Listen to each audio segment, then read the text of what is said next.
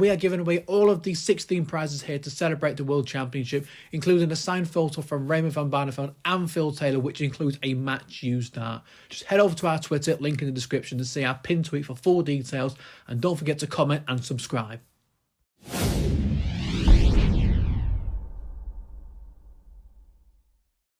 Darren, many congratulations. Victory here on your World Class Championship day. Something like that win means to you. It means a lot. I mean, it's took me 45 years to get here, so and to win on the biggest stage in the world is amazing, you know. So it means a lot to me and my friends and family. So it's great. It's been a long time coming, but 3 10+ finishes, back-to-back 180 in the last leg, a 12 darter to win it. You must be really, really pleased with the way you performed. I'm actually not, because I went up there, I don't get nervous, and I was so nervous on that stage today that my hand was shaking, so I don't even know where they went in, to be honest, and I'm not afraid to admit that. So I think I was lucky to come off here with that win today. I'm a lot better player than that.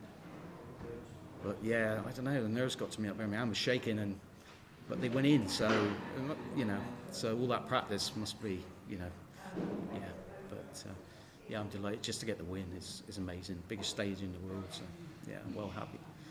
You had a PDC Tour card a couple of years ago. Did you feel like you're a better player now than when you were on the Pro Tour circuit a couple of years ago? Yeah, far better player. Yeah, I'm a hard player to beat now for anyone. So I learned a lot on that tour. When I got on that tour, like, you know, I lost so many games, 6-5 and 6-4. If you look at my record and stuff, and that really hardens you up, you know. So when you play in other stuff and other events, I think it gives you an edge, you know. So, but yeah, I feel a lot harder and stronger player than I was back then. Yeah, definitely. You've dominated the Australian circuit this year, winning 11 Pro Tour titles. How much confidence has that success given you?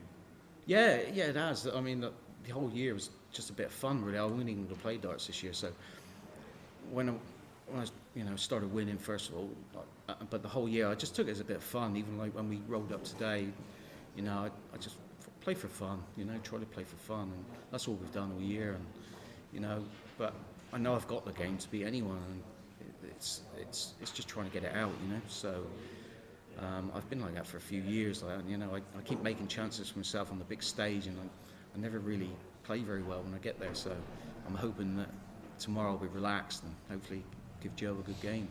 Brilliant. Thanks, Darren. Best of luck tomorrow. Thank you. Darren, congratulations. You spoke there about last time you were a tour card holder. Yeah. Your aspiration is to come back and be that tour card holder again? No, this was all about just playing to this. That was it, really. Like I said, it's, you know, we had a go at it, and even though I'm playing better now, like we keep talking about it, me and my wife now and again, say perhaps I'm not finished, you know, because I can play some good stuff, and you know, it's meant to be. This is meant to be it, but you don't know. Maybe World Seniors. Maybe I think I fancy a crack at that at some point. So after Alexander Palace is done, you're not even going to play back home? No, I wasn't planning to. No. Quite a bold statement considering how well that you've done this year, and you've, like you said earlier, you've dominated it. You've come here and you've played well. Just to walk away at that point in your career must be a hard thing to do. Yeah. It was. This decision made was 18 months ago when I went back to Australia.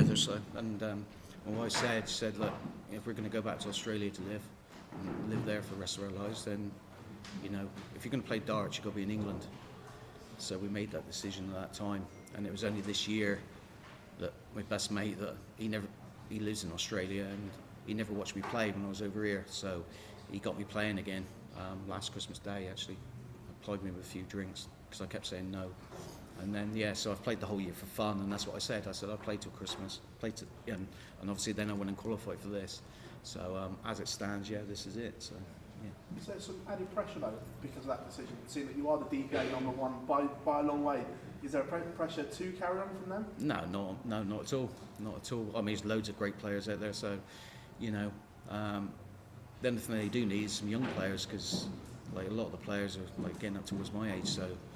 Yeah, if they can get some young players, but it's great out there. Like the setup they've got is, I'm sure you'll see a future world champion from there, even from Damon or Simon. Darren, congratulations on the win. Thank you very much.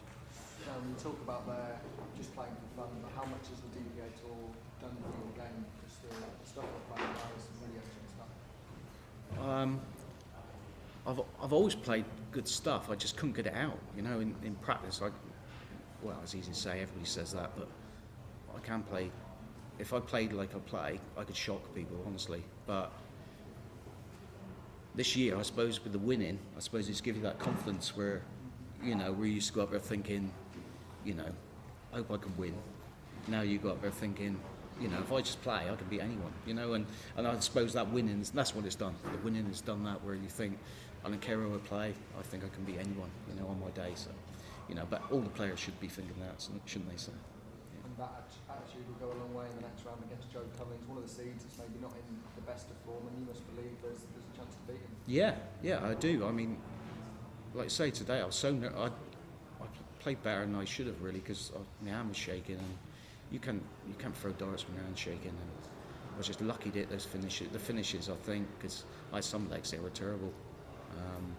But yeah, I played Joe once just before I went back to Australia, and I got a good record against him. So yeah, hopefully he'll think about that rather than me thinking about him. So yeah, so hopefully if I can settle tomorrow and no nerves, then I think it'll be hopefully give him a game.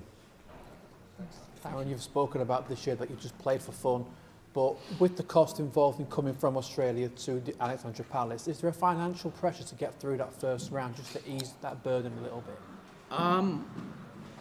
To be honest, there was more financial pressure when I was on the tour, because I was working full time and then qualified for that. So like I was even now, like, you know, out there playing, you know, you're working 10-hour days, and then you're flying off somewhere to play darts for the weekend and then back to work again, you know. So for us guys, that's why I was always planning the end of the year. That's why I wanted to play no more, because the simple reason is half the time you can't compete against these guys. They just get up, have breakfast and play darts. And, you know, when you're working 10 hours a day and then you've got to make yourself practice for 3 hours, really we shouldn't be competing with these guys, you know. But these sort of things, to get something like this, that's what drives you on, you know. It gives you that buzz to think you can give them a game, you know, and that's what fires up, I think, a lot of us part-time players, as you would say. And just on the talent down in Australia, what is that pool of talent like that we could be seeing in the next few years come over? Oh yeah, it's getting bigger. The only problem with Australia is it's a massive country. All the good players are split up, so they need to get, from what I've seen, they need to get something where all the players are playing in something regular, you know. So you've got all the best players playing in something regular that'll push them up to the next kind of level. But there's some good players there, you know. So, and there's some good youngsters coming along. So yeah, like I say, I won't be surprised if, you know, world champion comes out there in the next 5 to 8 years. I reckon. I think you'll find that, yeah, because they've got darts clubs, you know, halls full of dartboards, you know, and there's coaching, there's all sorts. So yeah, it's a great setup. And obviously, before we spoke about the cost in the UK, it's quite a small country. You know, you don't have to spend too much to travel. Whereas Australia, if there's events dotted all around, is that also just another factor in people may not being able to travel to all the events that they'd like to, just because of the cost involved? Yeah, it is really. Like most players, I think it's only like a couple. Where the events were this year, I think there's only a couple of players who live like near where the event's held. The rest of us are flying 2 or 3 hours to get there. So, and then a car, and then, you know, or a train or whatever to get there. But it's the same as when I was on the Pro Tour and you had to go to Germany, or you had to go. So it's the same thing, really, you know.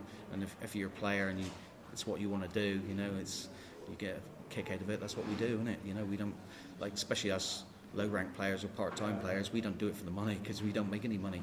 We just do it for days like this. Cheers, Darren. Thank you very much. Thank you.